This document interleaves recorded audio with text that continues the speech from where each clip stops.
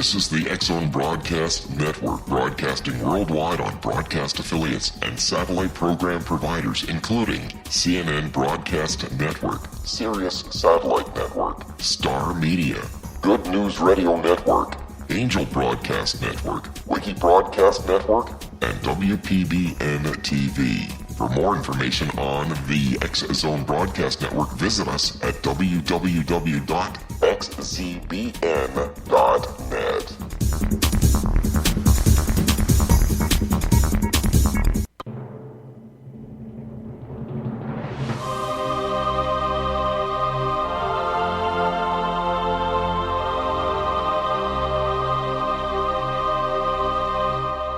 The Science of Magic with Gwilda Wiyaka is largely an opinion talk show. All opinions, comments, or statements of fact expressed by Gwilda Wiyaka's guests are strictly their own and are not to be construed as those of the Science of Magic or endorsed in any manner by Gwilda Wiyaka, Relmar McConnell Media Company, its affiliated networks, stations, or employees.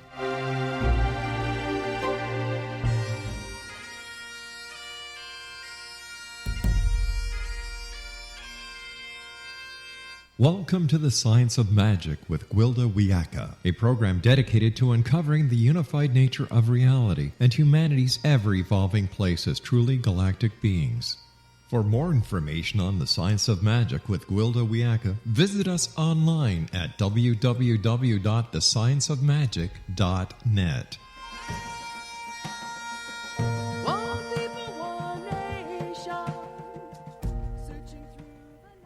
Folks, and thanks for joining me once again on The Science of Magic, a program combining the science and magic of today's leading topics to co-create new solutions.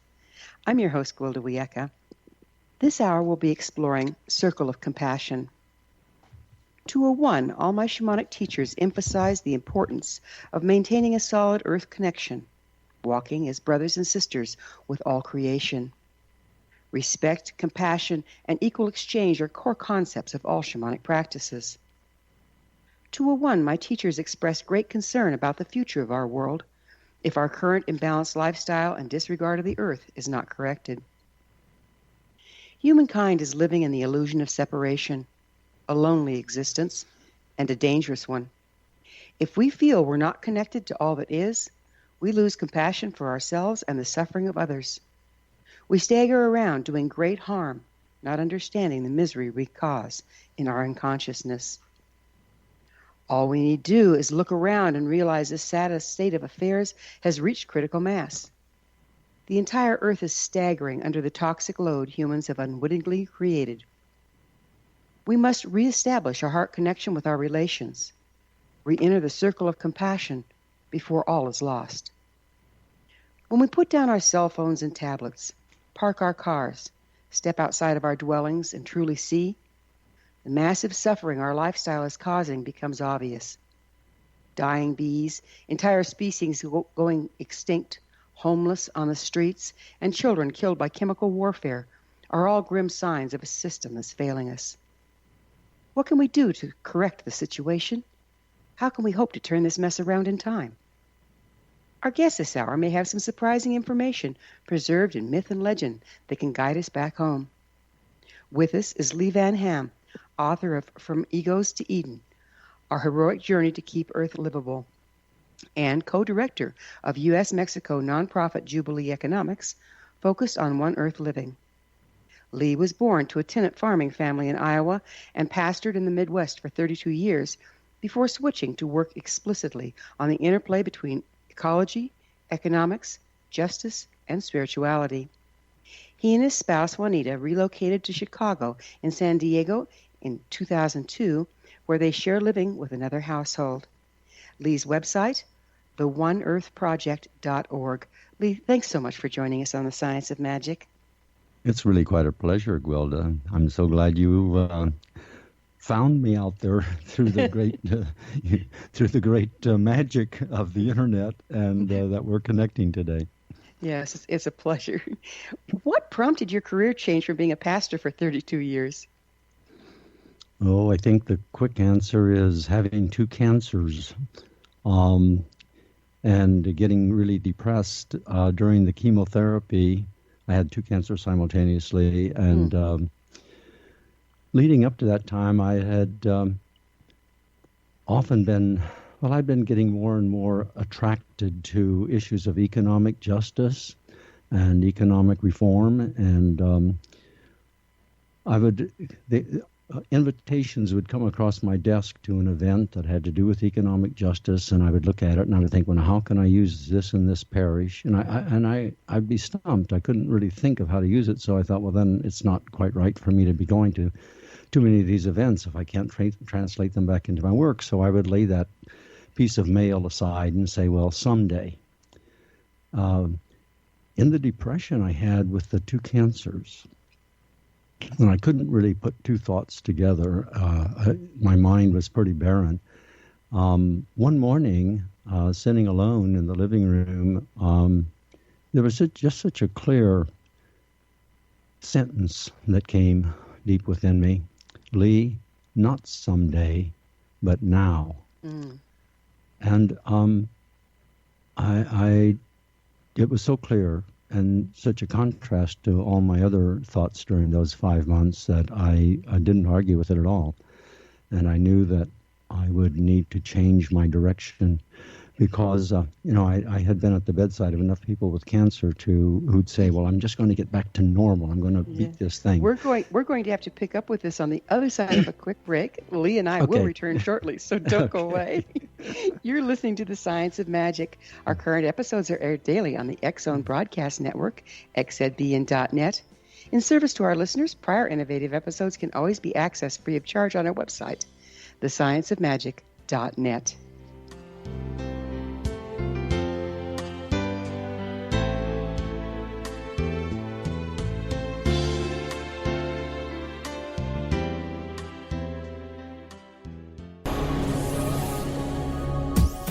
This is the X-Zone Broadcast Network, broadcasting worldwide on broadcast affiliates and satellite program providers, including CNN Broadcast Network, Sirius Satellite Network, Star Media, Good News Radio Network, Angel Broadcast Network, Wiki Broadcast Network, and WPBN TV. For more information on the X-Zone Broadcast Network, visit us at www.xzbn.net.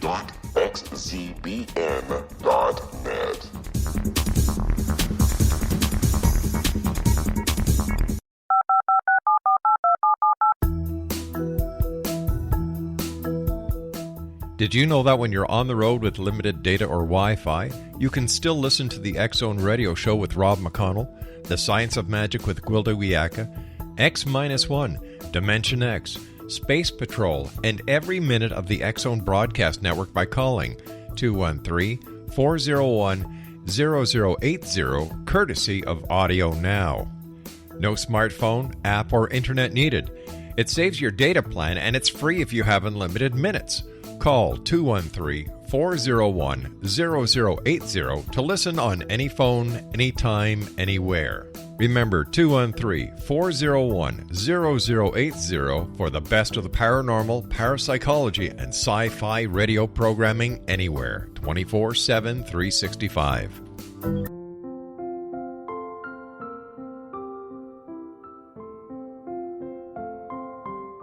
I am Dr. Carl O'Helvey, founder, president of a new cancer foundation focusing on evidence-based physical, mental, and spiritual interventions, including natural cancer cures, prayer, meditation, affirmations, nutrition, and other related holistic cancer prevention and cure modalities. These are used in cancer education, research, and financing care. I ask for your help to continue this important work by donating at www.holisticcancerfoundation.com.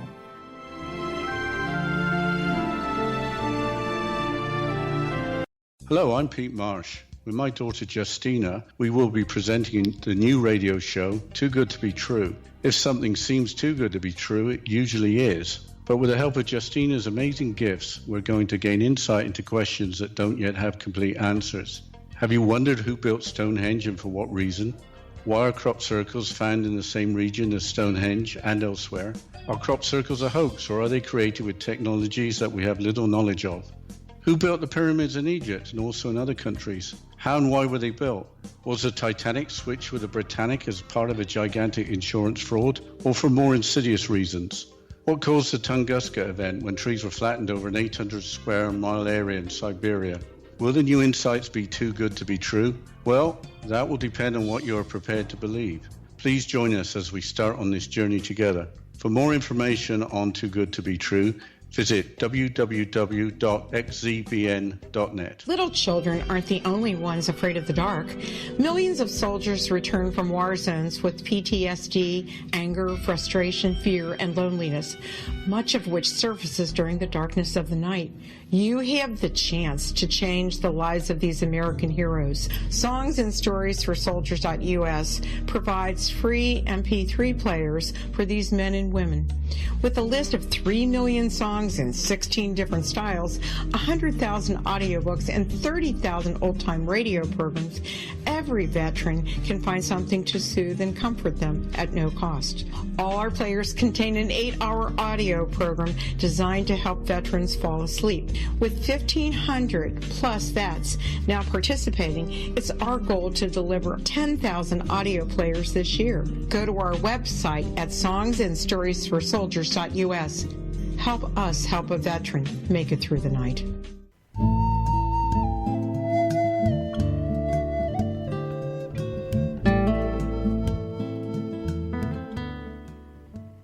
Welcome back. This is The Science of Magic, dedicated to unification and evolution of consciousness.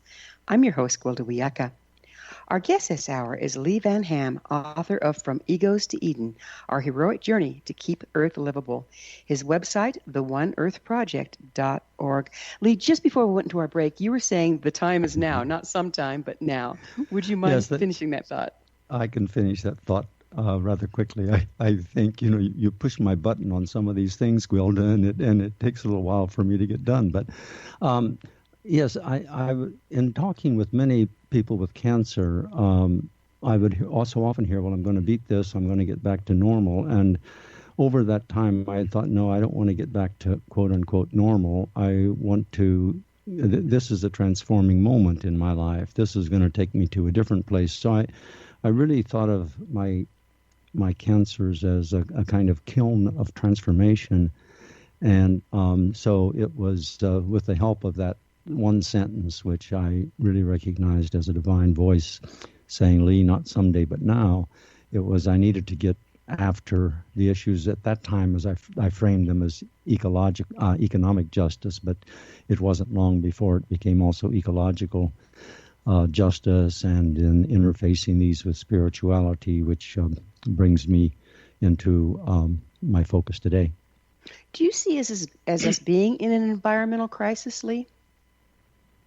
I do, yes. I think that we are at a huge change in our planet. I think our planet, I in my book I talk about some geological understanding that says we're leaving the Cenozoic era. The Cenozoic era is one that we've been in for 66 million years. Mm-hmm. And so leaving the Cenozoic era, and the primary indicator is that the rapid rate of extinctions. These extinctions have always preceded a major shift in the Earth's age and the Earth's configuration of itself. So the thought would be then that in the next couple of centuries we are leaving the Cenozoic era and entering into a new geological age. So it's important to me to frame it in that kind of geological understanding, which rather gets beyond the arguments that are sometimes made, well, the changes in the environment are cyclical. And of course, there is a great, marvelous set of cycles that continue to happen in our oceans and atmospheres and all. But I think what's happening now is a very large transformation of the earth. And so we are in ecological crises because civilization has configured itself into structures and systems that do not fit where Earth is heading. Got it. So, biblically speaking, there are myths and legends of great global catastrophes. Do you think we've been in this situation before in ancient history? I don't think humans have been in quite this situation before. I mean, if you think of our species as, there's, not complete consensus, but at least let's say our species has been on the planet for a couple 100,000 years. That is a long time, but it certainly pales next to 66 million of the Cenozoic era. So, whereas our species has certainly made many significant adjustments from the glacial age or the Pleistocene into the Holocene era and now the Anthropocene. These are certainly significant adjustments. This one is bigger, and that's why Thomas Berry wrote this book, The Great Work, because he saw that what we are doing now is something beyond what our species has yet had to face. What do you think the changes in our species are going to look like? Oh, wow. Yes, that question really, really urges us to use our imaginations, doesn't it? Yeah. So how do we look with our inner eye, our third eye, or whatever we want to call it? What are the images that come forth? When right now at this moment, the image that's in front of me is the cover of a National Geographic magazine, which I think, like a number of sources, suggest that the new human, is sort of a bionic component, and I'm not attracted to that. I think the richness of humanness is not in the direction of technologizing the human being and the human spirit. I think it has to do rather with a shift in our consciousness that allows humanness to be recognized as a treasure we haven't yet fully evolved into and haven't fully appreciated as a species. I think certainly some individuals have certainly pressed into where the new human goes. But I think, too, that the religious traditions of the world speak a lot of the new human. I think psychologists such as Carl Jung certainly had a sense of where the new human goes. And I think it has to do with a consciousness that finds a capacity to live in harmony with all the beings of creation, and that it's not an ego-held consciousness or ego-controlled consciousness, but it's out of a deeper center of identity in all of us that religions name differently. Carl Jung called it the self, using more scientific language. But I think that's where I see the reinvention of the human, if you will, or the metamorphosis of the human going. It's certainly the direction I very much want to go further in myself. So much more multidimensionality and a spiritual aspect as well as just being related to the physical mechanical? Yes, yes. Well said. I think the spiritual is finding its way back into how we understand ourselves in the world, how we understand human nature, if you will. We are, I believe, as your work has shown in so many ways too, is we are coming to a place where the scientific, which we value highly, is coming into a new partnership with that which goes beyond science, or I don't know if that's the right language, but comes from a different place than science. And science, for all of its great values, isn't quite the end-all of everything. And so there's this other work, too, which we have long understood, this other way of knowing, which we've long used the word spiritual for.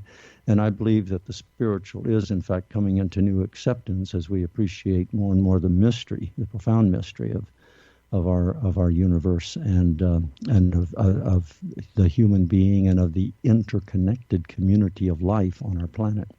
And it's just a matter of science getting their instrumentation getting refined enough to measure what's already there, I believe. So, if you can measure it, then it suddenly exists scientifically.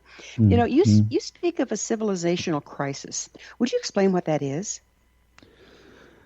Yeah, I think it's not just a matter of an ecological crisis. I think our civilization is in crisis. I speak in the book From Egos to Eden.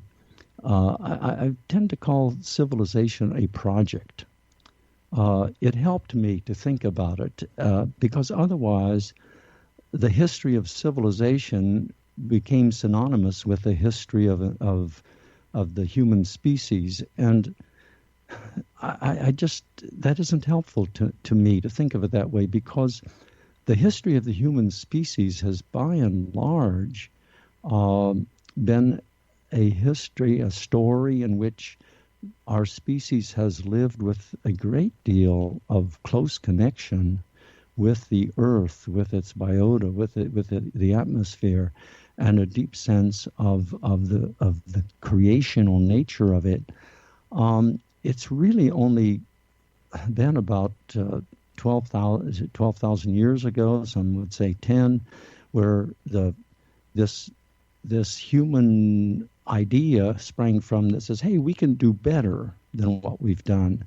And the effort intensified to tame creation, to civilize it, to tame the wild. The very word civilization connotes to me that people were looking at it and saying, hey, we can do better than what the wild, what the nature conquer and control, right?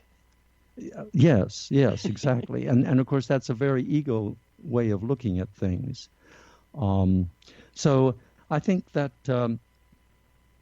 we've been working at this civilization project. We see what it brings us, and it brings us many, many things. But now we also see its limits, and earth bats last, to quote kind of a trite metaphor on this. But the idea is that the way Earth functions, civilization has found itself separated from it.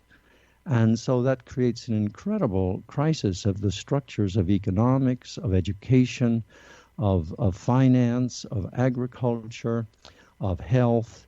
In every sector of our lives, civilization is working at a disconnected place from that very thing, that very rich substance of life that is rooted, that our planet gives to us. So instead of following the trajectory of the evolutionary nature of our planet and loving it and just seeing its abundance and richness, 12,000 years ago, we started another way, which we have renewed with every generation. That is, hey, we can do it better than that. Yeah, who's on the losing end of that equation, right? Well, yes. I think life's bigger than we are. Yeah, see, exactly. So, it's very egoistic. It's very, very great deal of hubris or pride in all of that, and arrogance and ruthlessness, really. So it's setting up a fair amount of friction too, isn't it? Because we're moving against the way life works.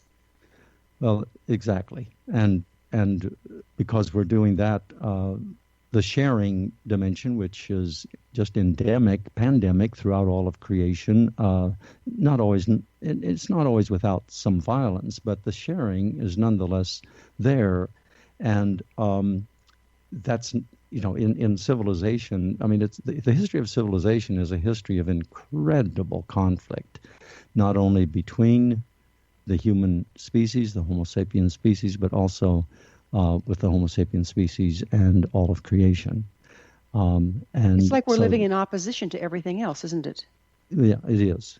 It's very oppositional as ego seeks to control and dominate.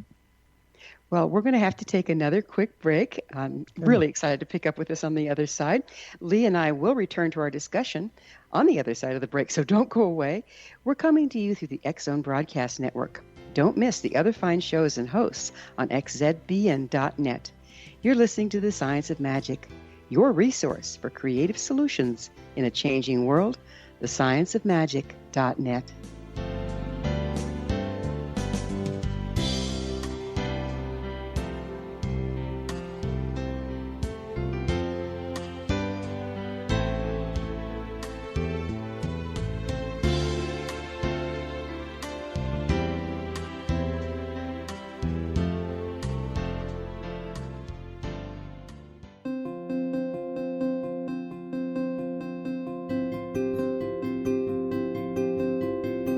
Dreams are our personal gateways into infinite wisdom. Don't miss shamanic counselor and indigenously trained dream decoder Sandra Corcoran's inspiring book, Shamanic Awakening Between the Dark and the Daylight.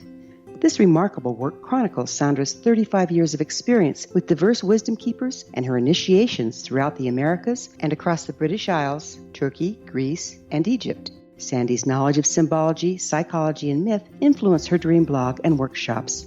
Sandy offers private tarot readings, international journeys, a meditative CD, as well as her book, Shamanic Awakening, to encourage you as you navigate this earth walk, creating a deeper connection to yourself and all that is. Find this and more at Sandy's website, starwalkervisions.com.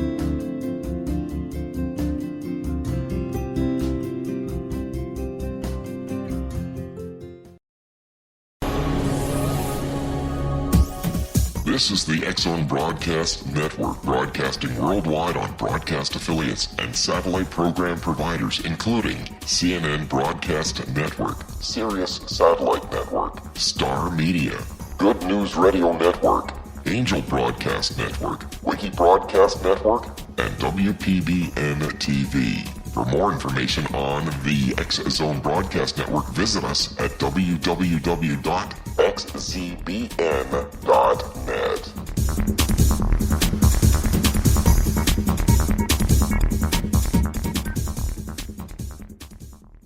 How would you like to be able to read other people's minds? Well, the next best thing is here. When you know how to read a person's name, you know how the person thinks, feels, and behaves.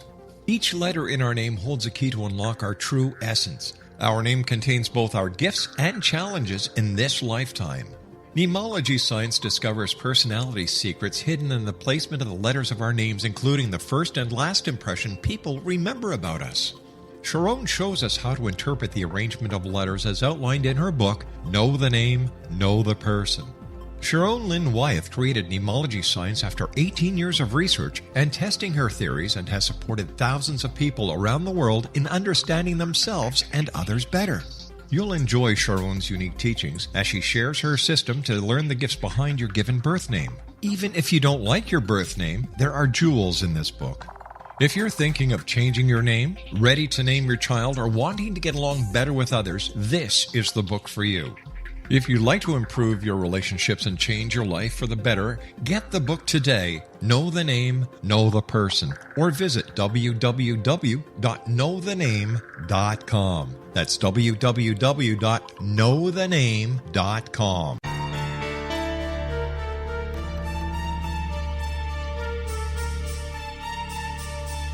Hello, I'm Justina Marsh, and with my dad Pete, we are going to present a new show called Too Good to Be True. Together, we are aiming to discover more truths about this world and beyond. Do you have unanswered questions about the world?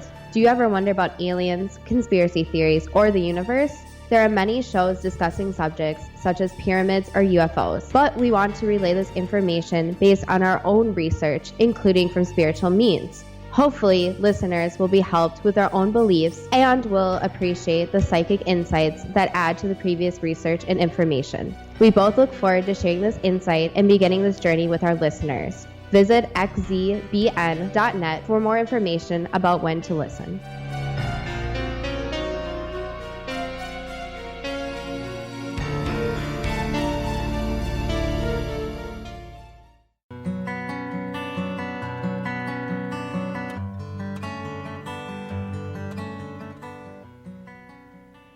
Welcome back. This is The Science of Magic. a place where magic and science come together to promote enlightenment.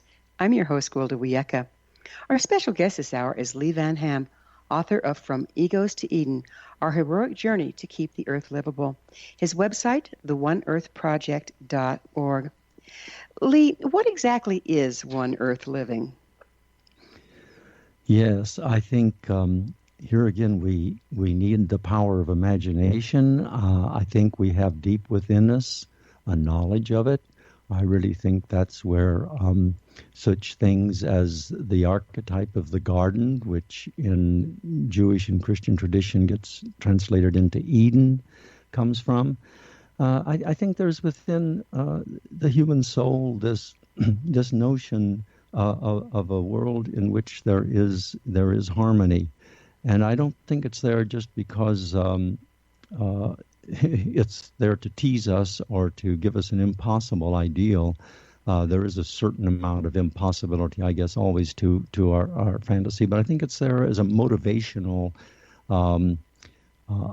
energy and potential and structure for how to shape living. So One Earth living is a contrast to multi-Earth living. I think that's another important way to talk about it. Multi-Earth living is essentially what civilization has given us. Civilization has given us a set of structures and systems that we now realize so clearly require more than what our planet gives. The ecological footprint that the globe is operating on right now is about 1.5 planets. That includes everybody, rich and poor.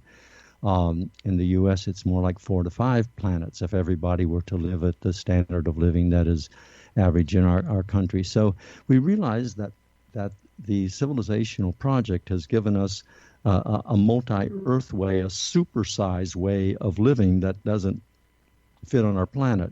Now, what do we call the opposite to that? Well, I call it One Earth living. There are different words, but I just decided that it was it just made lots of sense to me when I started using this terminology. Say, okay, this is multi-Earth, and I created, made that one word, and then there's One Earth, and made that one word. I'm certainly not the only one to do that, but it was new to me when I thought of it. So it was only later that I discovered other people. Oh yeah, well, and how often we've discovered that when we have a thought that's new to us, it isn't really new to everyone, but it just shows we reach cultural base, so that everybody comes up with something similar at the same time. Yeah, exactly, yeah. And so it's just great that it shows our connectivity even when we're not fully conscious of it. So One Earth living then is well, let's say it. Thomas Berry talked about if we're coming to the end of the Cenozoic era, what is the next era? Is it better? Is it worse? What is it? And he said he wanted to call it the Ecozoic era. He and Brian Swim, another person, call it that. This is the not the Cenozoic but the Ecozoic. It's not just the era of mammals, but it's the era when there's a harmony of all of life living in an Ecozoic era where interdependence is recognized as the treasure that it is, and we recognize that as humans, with psychological and spiritual work, we can dethrone our egos, which are actually confining and restrictive, though they resist being dethroned enormously. We can do it, and we can move, we can transcend that, we can enthrone another center of identity, which, as I mentioned before, Jung called it the self. But it's another center of identity in our souls that religions all have different names for, whether we call it the Buddha, the Christ, or many others, depending on the religious tradition and culture. Don't you believe as we come out of that ego-centered place and move more into unity, that the natural result will be an ecological approach to life? I do. I think that's exactly right, Gwilda. I think what happens we get to a place in consciousness where we say, "What? We used to want to live that way," which we do in our lives anyway. At age 40, we look, "What? I used to think that was good at age a decade ago or whatever." And if we have any kind of spiritual epiphany, we. Not that we suddenly live with great perfection, but we look at an earlier way of consciousness and we know we can't live that way anymore. We are in some capacity changed forever. And I think that as we move into the topography of spiritual consciousness more fully, we'll just look at some of the civilization project and the ego-centered nature of living and multi-earth living will say, "Oh, I can't do that anymore. that isn't It's just not working." So exactly. It's sort of impoverished, Yeah. So if we're looking at the Eden analogy, also there was the fall. Are we viewing Eden as unity and synergy, and the fall as when we decided we had a better idea? Mm-hmm. Yeah, very much so. I intentionally used Eden. I really struggled with that one, whether I was going to use this mythology, because I think in the story of civilization, Eden is almost universally connected with the decline of a low view of human nature, that greed and pride and wanting to control take over, and we really can't get past that. That, I believe, is a really very incorrect telling of the Eden myth.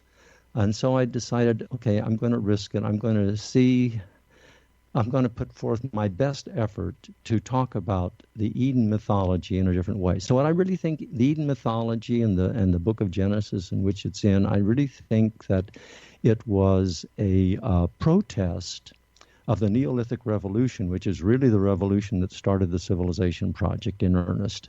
And it developed city-states that were imperial, and from there to nation-states finally, some millennia or so later. And so I think the folks who were writing, finally putting the story of Eden, I don't know how long it was told orally before it was put into writing, but right. they were protesting this thing they saw happening in the Neolithic Revolution. Despite all the good things that were also a part of it, they just saw a great loss happening, a great fall happening, if you will, and that there was a separation from the Edenic way, and that it was a very serious thing. So I think they were really protesting that. Yeah, so that's eating from the tree of the knowledge of good and evil, is making up our own rules rather than following the rules of nature. There you go. Yeah. Exactly. Could you speak to the interplay between ecology, economics, justice, and spirituality? There's a big one for you. After all, if that's what I claim I'm doing, can I speak to it, right? Yes. Well, I think, there is, just to take two of them for a moment, ecology and economics. There certainly is a field now of ecological economics. A year and a half ago, I was at a conference where there was a whole track during the conference in which people were meeting to really explore and share thought around ecological economics. What does an economy look like that has great sensitivity to the planet and the species, that looks at much more than financial profit as a measure of strength of economics? So I'm very interested in how ecology and economics work together, and just so appreciate the work of Hazel Henderson is on my mind, because in another part of my life we just did a podcast with her, and she has just spent a lifetime showing how economics can work. It doesn't have to be this profit-driven set of structures that gets us farther and farther disconnected from Earth and life.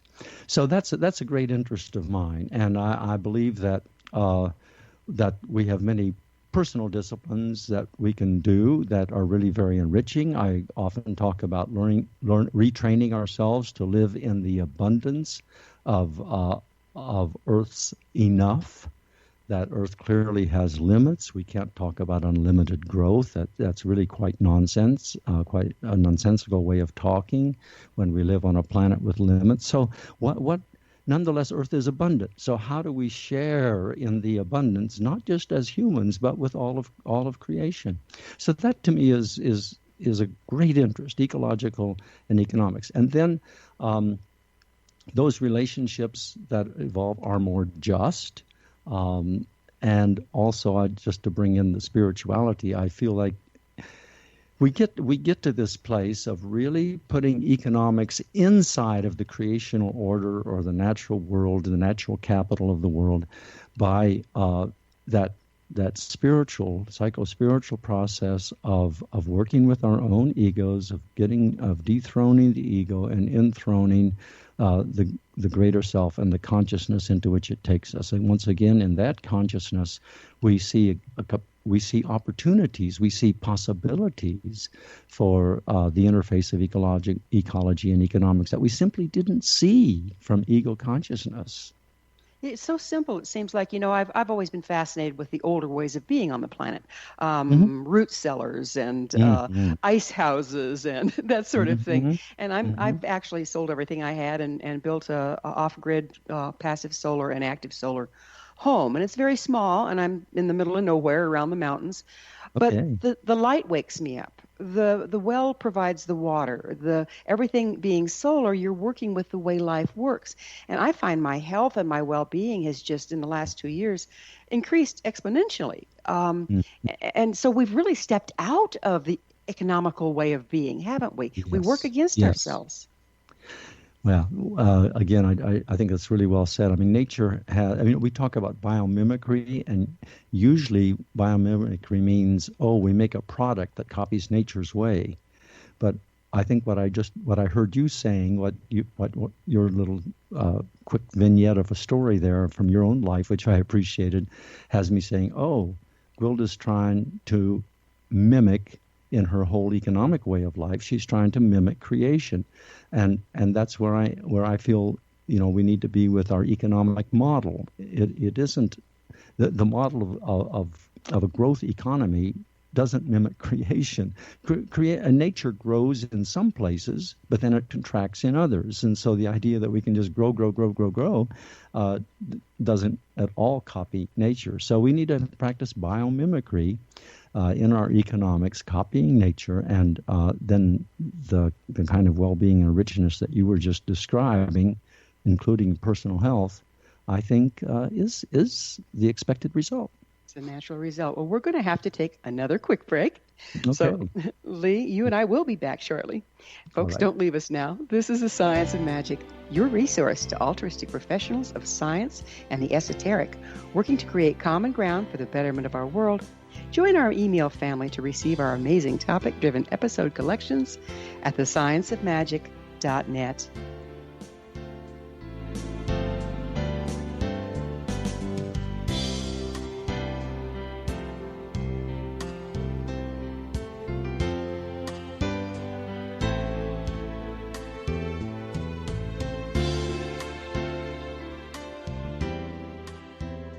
Hi everyone, Rob McConnell here, and I wanted to spend a moment on internet streaming. Everybody has heard about internet streaming, but not many know much about it. Did you know the internet streams just about everything? Movies. From new releases to old classics. TV shows. Almost every show, every episode, and much more. But the question has always been, how do you do it? Well now, thanks to the folks at 123 Ready TV, I have the answer for you. They have developed a simple program app, 123 Ready TV, that you install on your Windows PC, Android smartphone, or Android tablet that can have you streaming like a pro in less than 5 minutes. You truly won't believe how much is available or how easy it is to do until you try. And for a one-time cost of only $19.99, this product is a real winner. To To learn more about 123 Ready TV, visit our website at www.xzbn.net.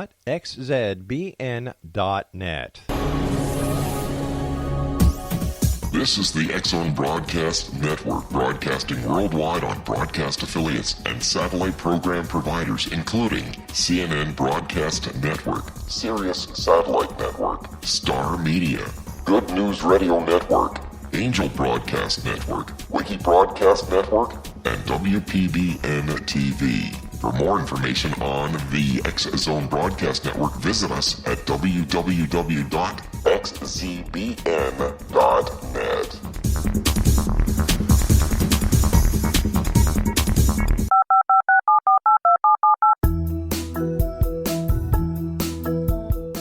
Did you know that when you're on the road with limited data or Wi-Fi, you can still listen to the X-Zone Radio Show with Rob McConnell, The Science of Magic with Gwilda Wiyaka, X-1, Dimension X, Space Patrol, and every minute of the X-Zone Broadcast Network by calling 213-401-0080, courtesy of Audio Now. No smartphone, app, or internet needed. It saves your data plan, and it's free if you have unlimited minutes. Call 213-401-0080 to listen on any phone, anytime, anywhere. Remember 213-401-0080 for the best of the paranormal, parapsychology, and sci-fi radio programming anywhere, 24/7, 365.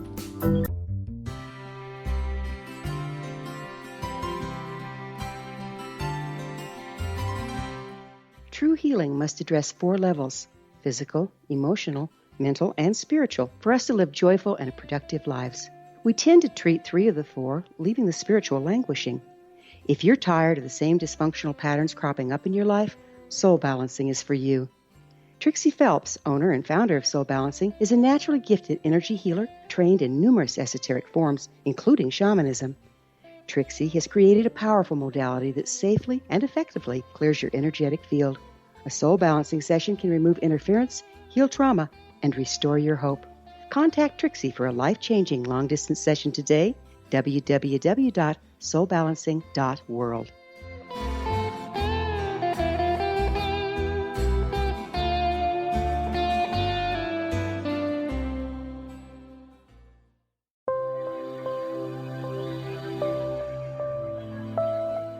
There's a legend shared by many indigenous cultures of a time when the nations were cast to the 4 corners of the world. Each nation was given a body of sacred knowledge that held a different portion of the truth to preserve. True reality could not be known until all the nations reunited, combining the information. If a single one was missing, the world could not be reborn and darkness would prevail.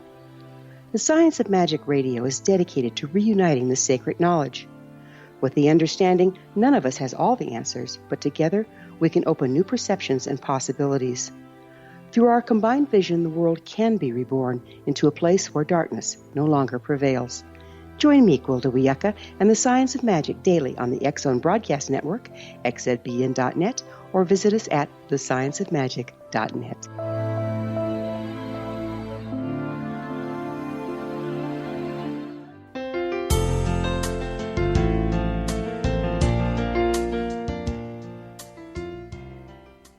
Welcome back. This is the Science of Magic, bringing together gifted people of service to the world. I'm your host, Gwilda Wiyaka. What's up in your world? Email me at info@thescienceofmagic.net and suggest a guest or a topic that's on your mind. You're probably not the only one that wants to hear about it. Again, our guest this hour is Lee Van Ham, author of From Egos to Eden. His website, theoneearthproject.org. You speak of being on a heroic journey. Lee. What do you mean by that? Right. I'm glad we're getting to this question because in some ways I feel like it's a little bit of a unique framework to look at our ecological and civilizational crises, I believe. It was Joseph Campbell who discerned that in some of the great stories there is a recurring storyline, and he called it the hero's journey. Then Christopher Vogler has really popularized that some, and he became a consultant using Joseph Campbell's model, became a consultant to movie makers and film writers. For example, we get The Lion King and the The Raiders of the Lost Ark. I'm trying to remember some of the movies that Christopher Vogler has worked on, but he helped them deepen their stories by looking at the hero's journey.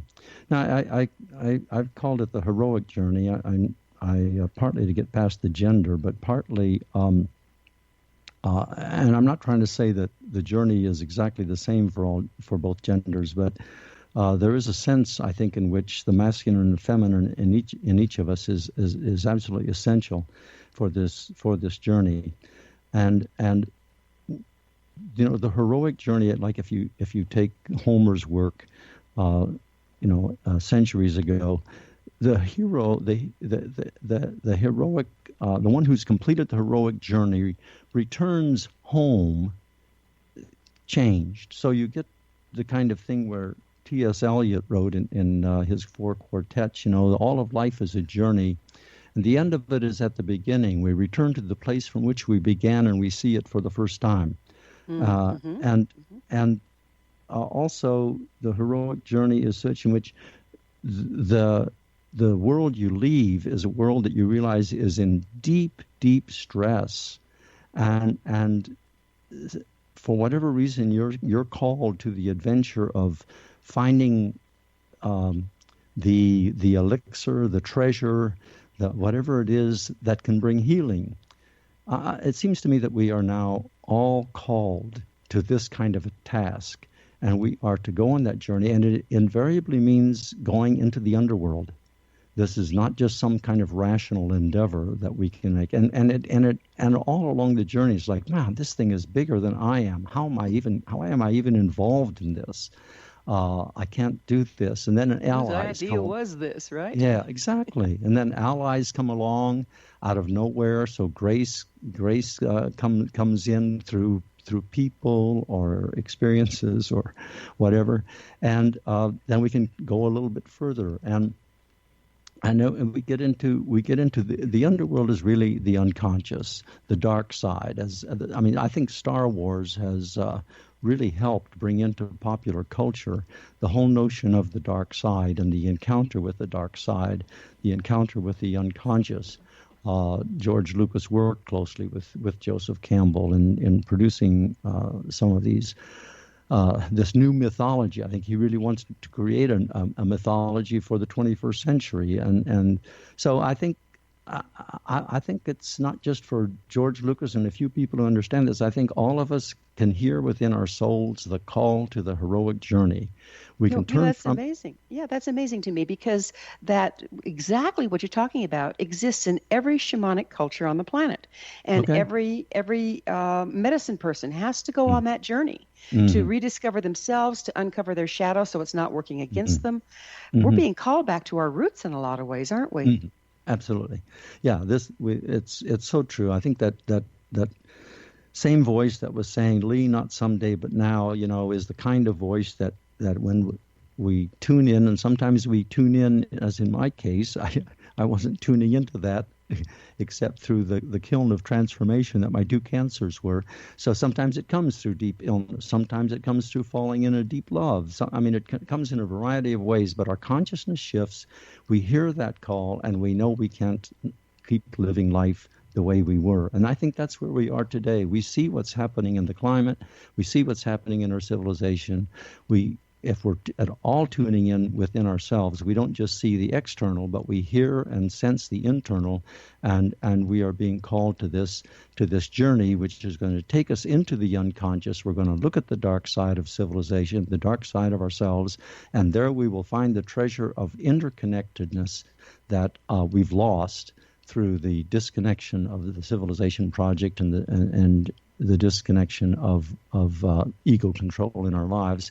We reconnect with that, and that is a profoundly spiritual transformation and metamorphosis that happens, and that's the heroic journey.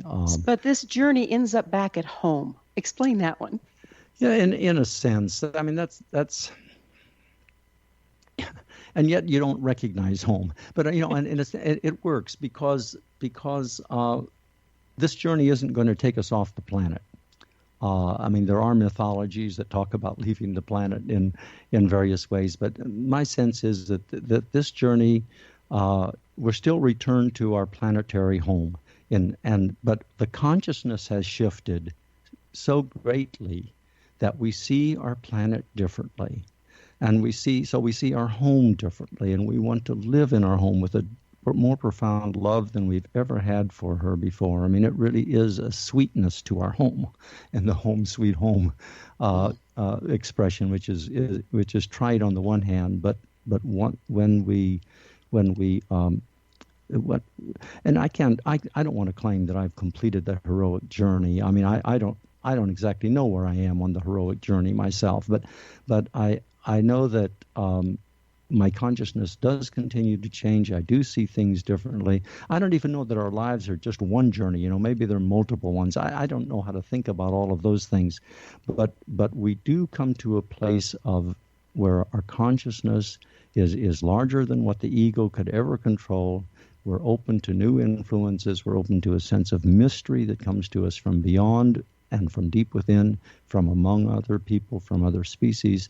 And there is a kind of consciousness of interconnected living in the community of life that is our planet that we just didn't have before we began this journey. You know, but to be the devil's advocate, sure. the shadow side of humanity seems so large. What's it going to take to move beyond it? Yeah. Yeah, and of course, well, there's two things.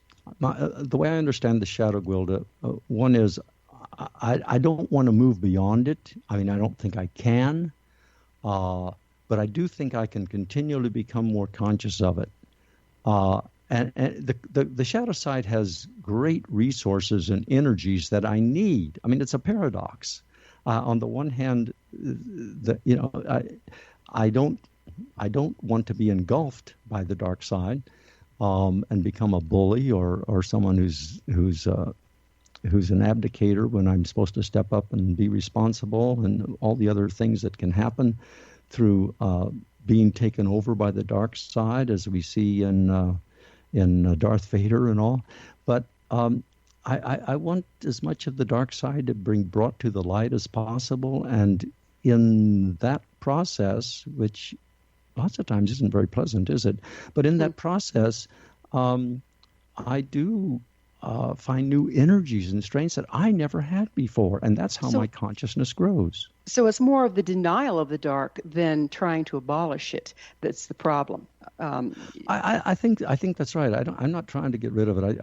I don't think it's possible, because I mean, how do we ever come to complete consciousness, right? As soon as my consciousness grows, there's more unconsciousness at the edge. Exactly. So it's an ongoing project. Yeah, and that's kind of the beauty of it, you know. I mean, we have just a little bit of time left. What can you tell us is the single most important thing every individual can do to help create a world beyond our current crisis? Mm-hmm. You know, I just heard a climate scientist talk about this, and that very question came up, and he said, find allies. Find allies. Find people who will go this journey with you. And that has made such an impression on my mind. I don't know if I can get beyond that in our conversation right now. That's a powerful statement. But it is, isn't it? It's like we're not going to do this thing alone, and of course we have to overcome the incredible disconnection we have just between people, and the ally might also be, you know, some of the allies may be the birds who come to your patio or front window or whatever. Exactly, the earth itself, spirit, allies. Exactly. All of our relations. Our allies aren't Our allies are not just Homo sapiens, but it's reconnecting with all and bonding, sensing, and finding that there's great love. And you know, I feel animals are trying to love us. Time is flying, and we're out of it. Lee, thank you so much for being on our program. Let's do it again. It's fun. Let's do it again. Our guest this hour has been Lee Van Ham, author From Egos to Eden, our heroic journey to keep the earth livable, and co-creator of U.S. Mexico nonprofit Jubilee Economics, focused on One Earth living. His website, theoneearthproject.org. This has been The Science of Magic. You can always listen to prior innovative episodes on thescienceofmagic.net. Until next time, dear ones, may you be blessed with knowledge and comfort with love as you re-enter the circle of compassion.